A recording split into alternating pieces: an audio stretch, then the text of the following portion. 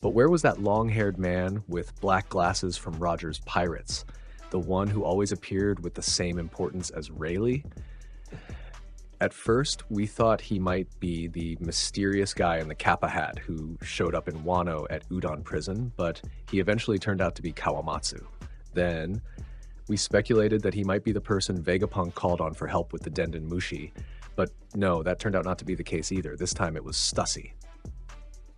Even that old bald man smoking a pipe, who was almost canonized in our theories as being him, wasn't the one. He was, in fact, that same man in a Kappa hat who was seen talking with Crocus on the cover of chapter 631. The man has now been revealed and even got an entire chapter for it, chapter 1139, which brings him into the story. But why now? What's the significance? What should we expect from Scopper Gaban? Let's analyze and theorize about this chapter, so stick around after the intro.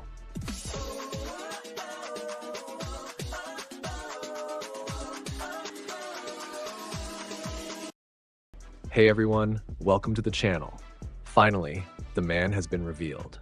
But before we dive into theories about this chapter, and yes, I do have my own theory about what role Scopper Gaban will play now, please leave a like, subscribe to the channel, and hit the notification bell.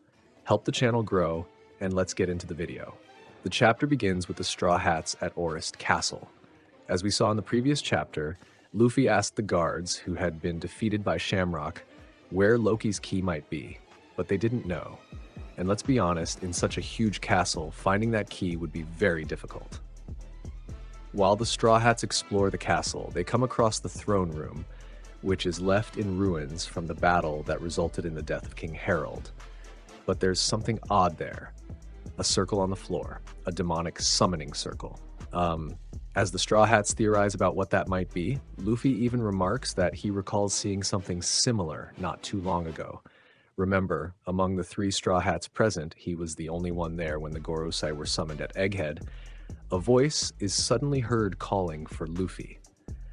And finally, that man with the Kappa hat appears, the very same man who said he was waiting for the Straw Hats at the end of the Egghead arc, the same one from the much-debated cover of chapters 6 and 31.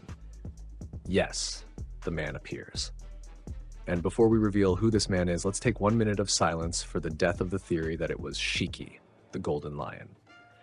By the way, even to this day, I still don't understand why Shiki would be casually talking with Crocus. It never made any sense. But getting back to the chapter, the man is first revealed as Yorsan, the father of Colin and husband of Ripley. Once again, Oda throws logic out the window. How the hell did this guy manage to have a child with Ripley? But anyway, such is the logic of One Piece. Basically, the chapter serves as an introduction to this character.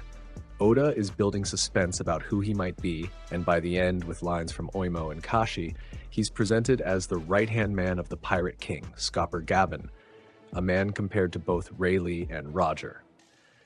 That comparison might stir up some issues regarding power scaling, though I believe it's more about a legendary title than an actual comparison of strength. Sure, he's incredibly powerful.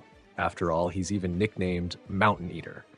And he didn't earn that title by managing to have a child with a giant. He earned it by massacring several enemies on his own while accompanying his captain in a hospital. And in that battle, he leveled an entire forest using just 2 axes. So, Scopper Gaban gets an epic introduction, very reminiscent of Rayleigh's debut in the Sabaody arc. The chapter ends with Gaban challenging Luffy.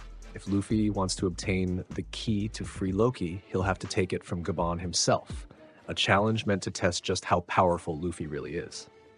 That's right, Oda simply dropped a bomb on the fandom to ignite debates about power scaling, and then took a break, since there'll be a pause next week. Well, I'm going to talk about power scaling and share my predictions soon, but first I want to bring up some curiosities from the chapter.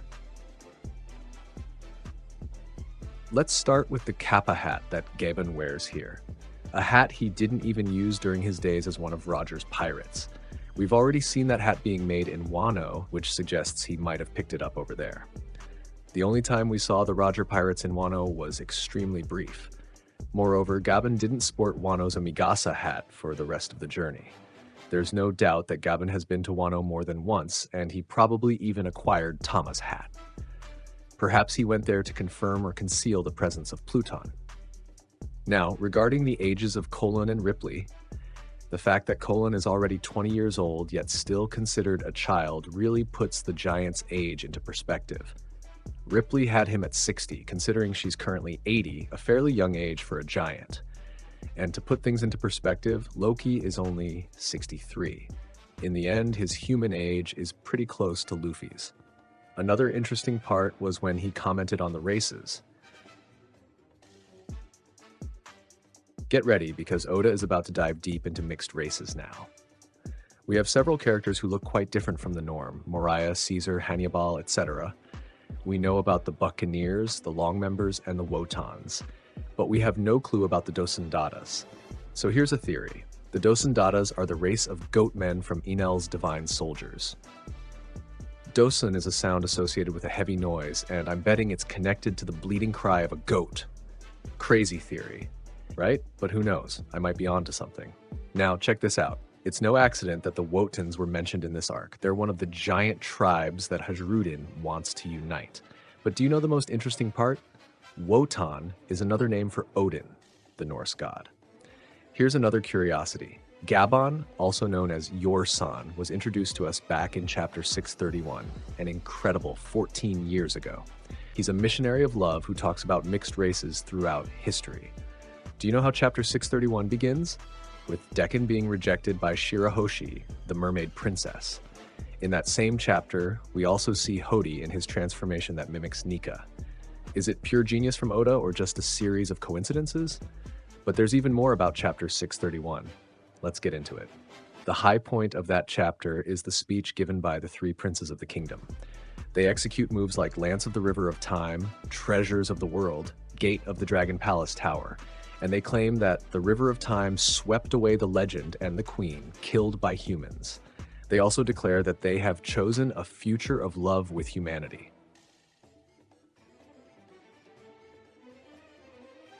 Well, if chapter 1138 focused on lore, then chapter 1139 might spark a huge debate about power scaling, and we're going to talk about that right now. Some things really caught my attention, starting with Gaban first mentioning that Luffy supposedly defeated Kaido, only to later ask what Luffy would do if Loki went berserk. What do you mean, Gaban? Do you doubt that the guy who defeated Kaido could stop Loki? I have 2 points of view here. First, regarding the information about defeating Kaido, it might be that Gaban isn't actually sure if Luffy truly did it by himself, or if it happened in another way, like through an alliance with other pirates. What I mean is, just because there's the news is that Luffy is now a Yonko doesn't necessarily mean he's that strong. Another Yonko, who was named at the same time as Luffy, is Buggy, and Gaban certainly knows that Buggy isn't strong. In short, he might not actually know if Luffy defeated Kaido alone, which would explain why he's challenging Luffy now. But the other possibility is that Loki's power is on par with Kaido's, which would be insane. The hype around Loki just keeps growing. Now, to wrap up this video, is Gaban really an adversary for Luffy?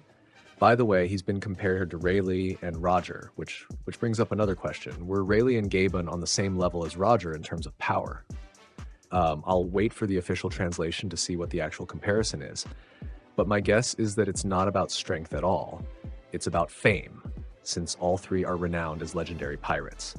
However, I believe Roger was far superior to his two underlings. Moreover, I think Gaban's role here will be very similar to Rayleigh's, serving as a mentor to Luffy, and I even theorize that he'll teach Luffy Advanced Conqueror's Haki. In fact, I suspect he might have been the one who taught Shanks that ability. To me, Advanced Conqueror's Haki is what Shanks demonstrated when he unleashed his King's Haki against Aramaki at the end of the Wano arc, a technique that, in my opinion, is mastered by Gaban. Well, that's it for now, folks. There's so much more to talk about, but I'll save it for future theory videos, and we're going to have plenty of theories during this week-long break. So what's your take on this chapter? Leave your thoughts in the comments.